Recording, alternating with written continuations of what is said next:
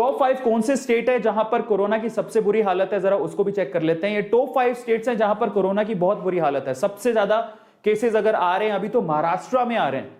महाराष्ट्र में अभी तक ये देखिए पीक पकड़िए, अब ओवरऑल 4 लाख, ठीक है, सॉरी 44,10,085 केसेस अभी तक आ चुके हैं। 44,10,085 केसेस सिर्फ महाराष्ट्र में। अब आप अंदाजा लगाइए, महाराष्ट्र इंफेक्टेड है। इसके अलावा केरला में 14,60,365 केसेस अभी तक आ चुके हैं।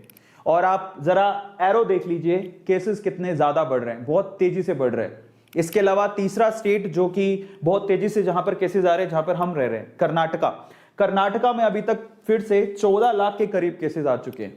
इसके अलावा पांचवा स्टेट है यूपी, उत्तर प्रदेश, जहां पर 11,53,000 केसेस अभी तक आ चुके हैं। इसके अलावा तमिलनाडु, जहां पर 11,13,000 के करीब केसेस आ गए हैं। तो सबसे पहले तो मैं आप लोगों से पूछना चाहता हूं कि अगर कोई यहां पर महाराष्ट्र के, केरला के, कर्नाटका के, यूपी के और तमिलनाडु के लोग हैं तो प्लीज आप चैट सेक्शन में जरूर लिखिए, क्योंकि सबसे ज्यादा केसेस अभी महाराष्ट्र में रजिस्टर हुए हैं, फिर केरला में, फिर कर्नाटका में, फिर यूपी में और फिर तमिलनाडु में। ये हालत है। राजस्थान में अभी नहीं है, लेकिन राजस्थान में स्टिल लॉकडाउन है।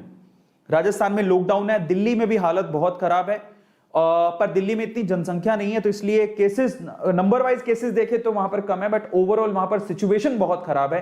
क्योंकि आज ही हमारे वहां पर कोई रहता है तो उनसे बात हो रही थी कि दिल्ली में बहुत बुरी हालत है। और इनफैक्ट ये हालात हो गए हैं कि आप कोई भी स्टेट में चले जाओ, किसी भी स्टेट में कहीं पे भी हो ना, अगर आपको आज के टाइम पे कोरोना है तो आपको हॉस्पिटल में जगह नहीं मिल रही है।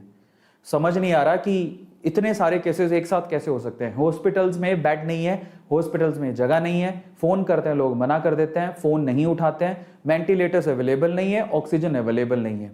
अब इतना बड़ा देश है, हमको लगता है कि इतनी सारी मदद मिल रही है तो मदद जा कर रही है। अरे देश भी बहुत बड़ा है, जनसंख्या हमारी इतनी ज्यादा है कि जितनी मदद मिले उतना कम है। और इस सिचुएशन के लिए कौन तैयार होता है?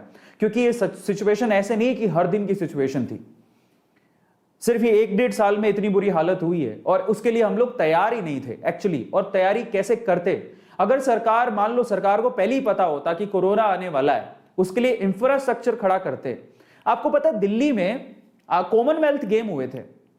कॉमनवेल्थ गेम की तैयारी, जब उन्होंने दिल्ली के कॉमनवेल्थ गेम के लिए बहुत सारा इंफ्रा खड़ा किया था, आज वो इंफ्रास्ट्रक्चर किसी काम का नहीं है, वो सिर्फ एक कॉमनवेल्थ के लिए काम आया था और उसके लिए इतना खर्चा कर दिया गया था। लेकिन आज तो वो किसी काम का नहीं है और बहुत सारे वहां पर जो घर बनाए गए थे वो सारे धूल खा रहे हैं, मिट्टी खा रहे हैं, बहुत बुरी हालत है। तो अब देखो सरकार ये भी सोचती है कि अब ये ना सदियों में, 100 साल में कोई ऐसी पैंडेमिक आती है, उसके लिए तैयारी कोई भी सरकार नहीं कर सकती। इट्स नॉट अबाउट इंडिया, पूरे विश्व में ये काम नहीं हो सकता है कि इतना बड़ा इंफ्रास्ट्रक्चर खड़ा करके बाद इस इंफ्रास्ट्रक्चर का करोगे क्या? क्योंकि 100 साल में बीमारी आती है और 100 साल क्या, कोई भी चीज होती है 5 से 6 साल के बाद तो जर्जर होने लगती है। तो अगर आप वाकई में दिमाग लगाएं एज अ ह्यूमन बीइंग, आप सोचिए कि इतना बड़ा इंफ्रास्ट्रक्चर खड़ा करके जिसका उपयोग ही नहीं है, सिर्फ पेंडेमिक में उपयोग होने वाला है। तो अब इससे बचने का सबसे अच्छा तरीका क्या है कि हम खुद को सेव रखें, घर पे रहें, बचा के रखें, बजाय ब्लेम गेम खेलने के। दिमाग आग भी लगाइए, सोचिए जरा, आपके घर में सदियों में एक बार शादी होगी तो क्या आप लोग 10 साल पहले ही उस शादी के सारा सामान खरीद के रख लेंगे? नहीं। तो आप सिचुएशन को भी समझिए, आज जरूरत है और आज लोग मदद कर रहे हैं, बाहर के बहुत सारे लोग, मैं आपको अभी दिखाऊंगा, ठीक है, और उस मदद की जरूरत है और ये सदियों में एक बार होता है, 100 साल में एक बार हुआ है ये पैंडेमिक, जरा समझिए। तो ये वो स्टेट्स हैं जहां पर बहुत बुरी हालत है, ये 5 स्टेट्स हैं।